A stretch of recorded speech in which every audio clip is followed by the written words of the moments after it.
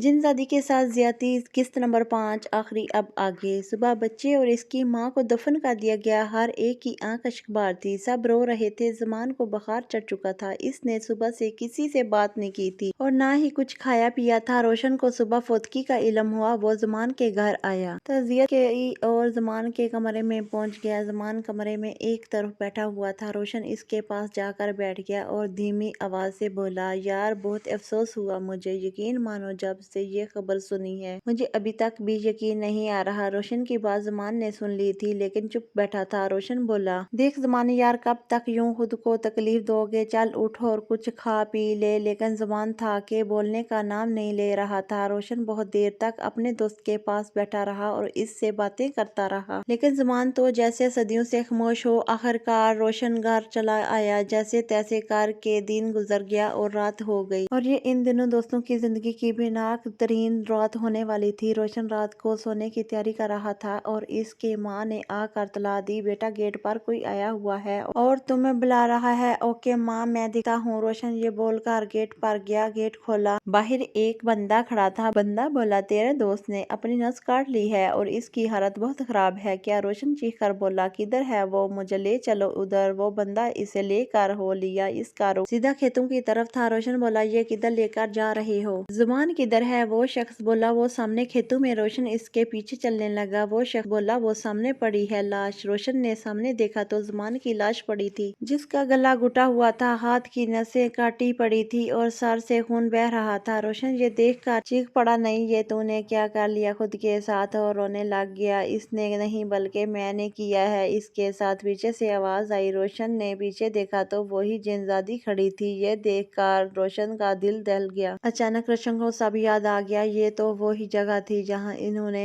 जिनज़ादी के साथ ज्यादती की कोशिश की थी और जहाँ इमरान को जिनज़ादी ने मार डाला था। जिनज़ादी रोशन से बोली, याद करो ये वही जगह है। कुछ आया याद? तुम लोगों ने मेरे बाल पकड़े थे, मैंने तेरे दोस्त का सर तोड़ दिया। तेरे दोस्त ने मेरा हाथ पकड़ा हुआ था, मैंने इसकी नसें काट दी। तेरे दोस्त इमरान का मैंने गला घोंटा था। बच्चे को मैंने गटर में डालकर मारा था। बच्चे की माँ की मौत भी मेरे हाथों हुई। अब तेरी बारी है। ये के जिनज़ादी रोशन की तरफ बढ़ी। जिनज़ादी अपना काम कर चुकी थी। इसका इंतकाम पूरा हो चुका था। सुबह को जब रोशन और ज़ुबान की मौत की खबर मिली तो ज़ुबान की माँ, जो पहले सदमे में थी, अपने घर में तीसरी लाश ना देख सकी और कुछ कर गई। इस तरह एक घर से दोनों में 4 जनाजे निकले। ज़ुबान का बाप पागल हो चुका था। रोशन की माँ अपने बेटे के गम में दीवानी होगी। वो रात को घर से निकली और फिर कभी न आई। इधर इमरान का घर भी उजड़ चुका था। ज़ुबान माँ बाप का इकलौता बेटा था और वाहिद कफील था जिससे इनके घर में फाके आने लगे। जिनज़ादी अपना इंतकाम पूरा कर चुकी थी लेकिन एक वादा जो इसने ज़ुबान से किया था, तो अपनी माँ और बाप का जनाजा खुद देखेगा, वो पूरा ना कर सकी। क्यों ना कि ज़ुबान बिल्कुल दीवाना हो गया था और वो ये सदमा देखने से पहले ही चला गया। इस तरह एक जिनज़ादी की वजह से 3 खानदान बर्बाद हो गए। गलती जिनज़ादी की नहीं थी बल्कि इन तीनों की थी जिनकी वजह से सजा इनके घर वालों को मिली।